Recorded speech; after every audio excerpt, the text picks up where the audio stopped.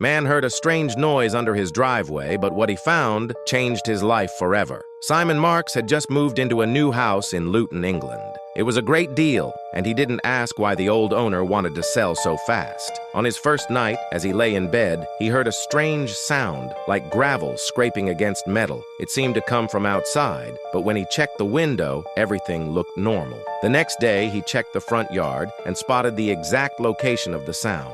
He decided to dig. After several hours of digging, a circular metal hatch appeared. He opened it, and it led to a long tunnel. Simon hesitated, but curiosity got the better of him. He walked for 2 hours through the tunnel. It felt like a maze. At the end, the tunnel opened into a wide area, but what Simon saw there was truly astonishing. Confused, but curious, Simon stepped into the wide space, and his jaw dropped. The underground area was huge, much bigger than he expected. The walls were rough and had marks from old tools. Around him, there were broken helmets, rusted carts, and wooden beams holding the ceiling. Some lights were still hanging from old wires, but most were cracked or broken. There were also empty crates scattered across the floor. Simon looked around slowly. This wasn't just a secret room.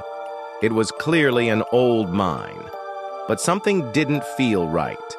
There were no warning signs or official safety equipment. It didn't look like anything built by the government. It looked like someone had worked here in secret.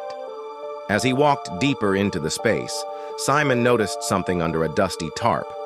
He walked over and pulled it aside. What he saw made him freeze. Inside were wooden boxes. When he opened one, his eyes went wide.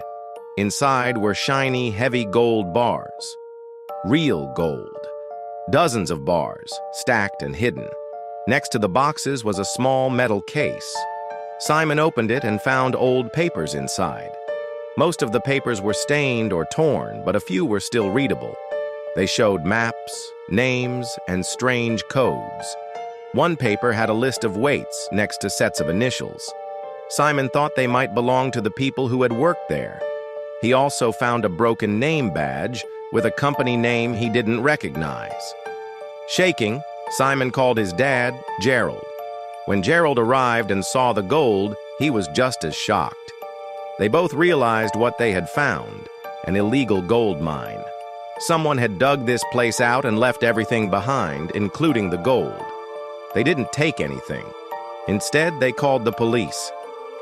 Not long after, investigators came, followed by historians and news reporters.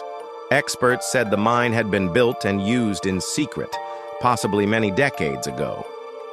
No one knew why it was abandoned, but the gold had been sitting there ever since. News of the discovery spread fast. Simon's driveway was suddenly full of reporters and curious neighbors. But Simon didn't care about the attention. He wasn't in it for the fame.